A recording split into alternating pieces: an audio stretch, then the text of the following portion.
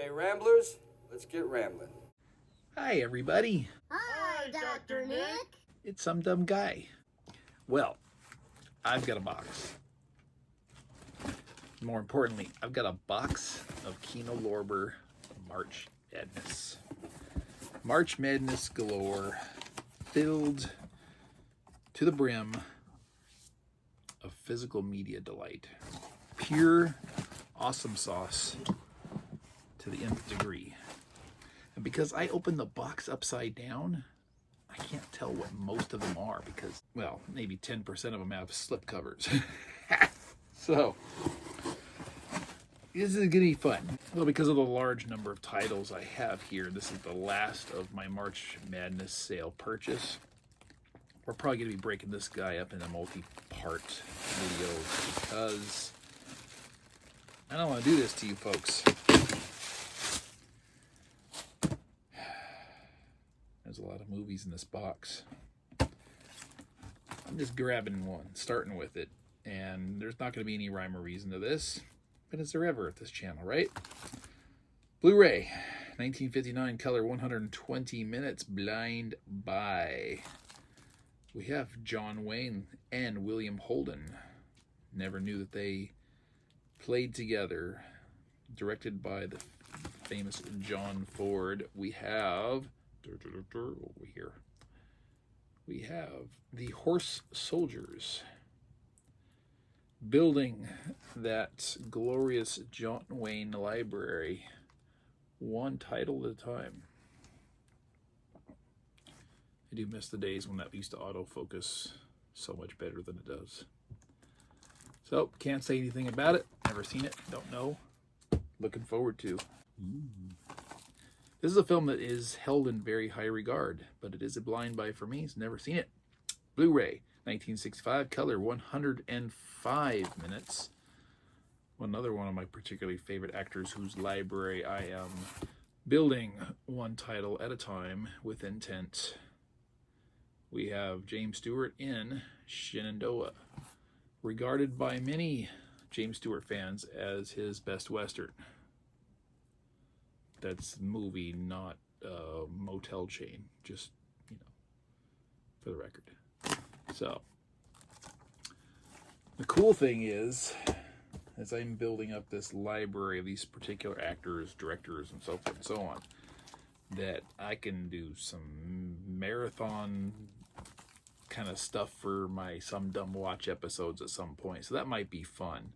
Just grab them in blocks, you know.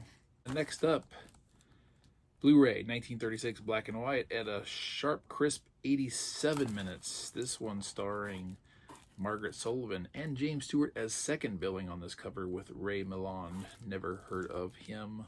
Looks pretty crisp from the imagery, though. I like that. This is... This is Next Time We Love. It's a James Stewart not getting top billing here on this film. 1936. This is still towards his earlier days. Yeah, I don't know anything about this, and I'm not going to read anything about this. Why? There's no point to it. Gonna watch it anyway. Whoa. Hey, sorry about that. I hope that's not hitting you too hard. I have to do something about that. Go back. Oh, that's better. Looks better from my end. Now, a recent experience on my Frank Capra at Columbia box set here that I love so much. I got to acquaint myself with particular actors whose names I knew but didn't really have any experience with before. And I've kind of gone all in some regards. One particular actress might be featured rather prominently in this collection here. This will be the start. 1943, black and white Blu-ray, 83 minutes, obviously a blind buy. We have starring Claudette Colbert and Fred McMurray, who remember he is, but he's missing a shirt. And here comes Sugar. Bye-bye, Sugar. Hello, Sugar. No Time for Love, Dr. Jones. Directed by Mitchell Leeson, whom I've never heard of. Yeah. like these still images. They're always very, you've heard me praise Kino Lorber's packaging before. Just simple and elegant. Their imagery's always great. The cover art, always great. Yep. Ooh. This one almost didn't make the cut. And I couldn't really explain why, but I had a back and forth with it. This is a 3-pack collection of 3 movies. Just present, because this is an unusual one. This is the RKO Classic Adventures Trilogy Box Set Collection, whatever you want to call it. Unique spine. This is a Kino Classics line, so things aren't going to quite add up as their usual fare does, as I think I've got a few of those right there. They're kind of oddballs. That's why they always stay camped together in my library or my shelves or my couch. This has 3 vintage films. The Silver Horde from 1930, The Payoff from 1930, and The Painted Desert in 1931. I don't know. This is just one of those things. Sometimes I hone in on something and I can't say why.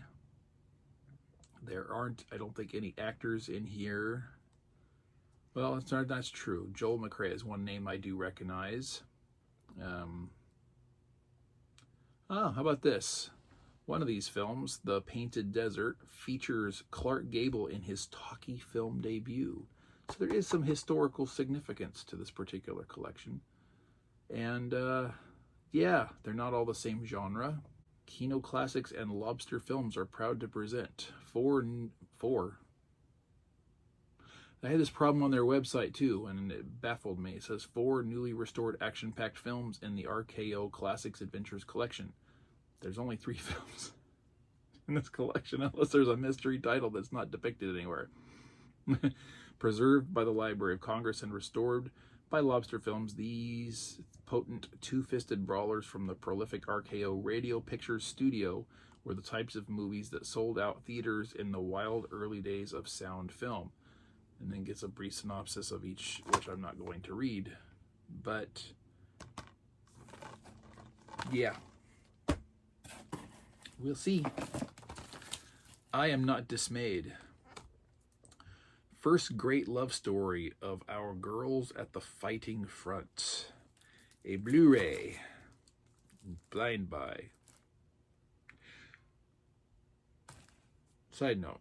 If any of these in this box are not blind buys, I'm just going to say I'll be surprised. I might be surprised, but I would not be surprised if they're all blind buys. 1943, black and white at 126 minutes. I'm still amazed at, for the time period, how many 2-hour plus films I run into, dating back to the 30s.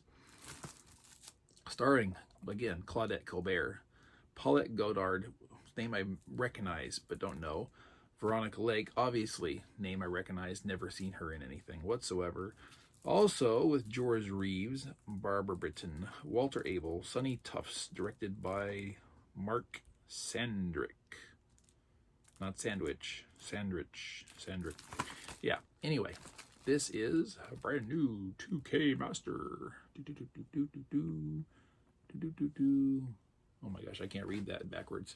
So proudly we hail the women of the fighting front. Yay for them. This might be fun. It might be cool. It might be intriguing. It's probably going to be bold, which, you know, I dig it. And Claudette Colbert is beautiful and sexy and... Hi. Ooh. Okay. 1981. Let's just jump forward about 40 years. We're okay with that, right? Okay, 1981, color 94 minutes, starring the late, great, rest in peace, Richard Pryor and Cicely Tyson. I had never heard of this before, but you know, it's Richard Pryor. We be bustin' loose. I don't know how. It almost looks like he's wearing some kind of elvish getup. I don't know what the heck that clothing is he's wearing. But oh, Richard, you wild and crazy guy. Oh, okay. Yeah, unknown, never heard of before. I don't think I've ever been disappointed by Richard Pryor, at least on film. I've never been as intrigued by his stand-up as others. I'm gonna have to move this right along because I've got movie tickets I gotta get to.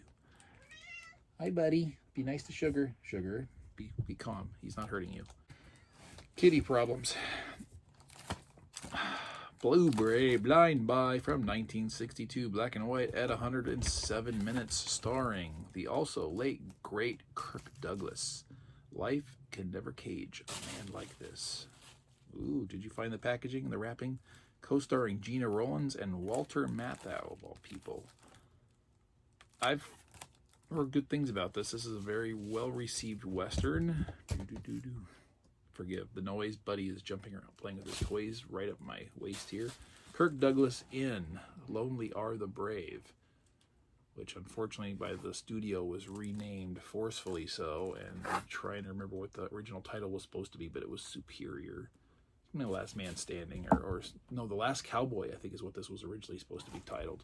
A man who refuses to move on and change with the times. So it is supposed to be a, for its time, modern day Western, I think. Love Kirk Douglas, have a few Kirk Douglas Westerns at this point. My first slipcover of this particular unboxing.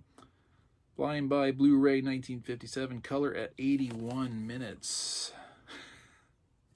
This I got on the premise alone. It was really just a bizarre thing, and I know nothing about it. I don't know how it's going to play out. It can't be too risque because it is 1957. There's no cast list here. Written, produced, and directed by Kurt Siodmak. Okay. No recognizable names in the cast. Okay, we'll just present. See, Love Slaves of the Amazon. Oh, just what an intriguing title. Like, why not? It's good. This is one of the great things about Kino Lorber and their many wonderful sales per year that they have, that you can get something like this on the cheap and be like, you know what, I'm just going to roll the dice, experiment, and see what we end up with, because I can. One more, Last of the Mohicans, which is not the title. Last one for this particular package. This is a, would you call it a modern classic? I'll let you decide that for yourself. Determine away. Blu-ray, but am I mostly Blind Buy? I think I've seen bits of this one. Starring Sissy Spacek, Mel Gibson, and Scott Glenn. What a cast. 1984 color at 124 minutes. You already know what this is, I'm sure. This is The River. And there it is.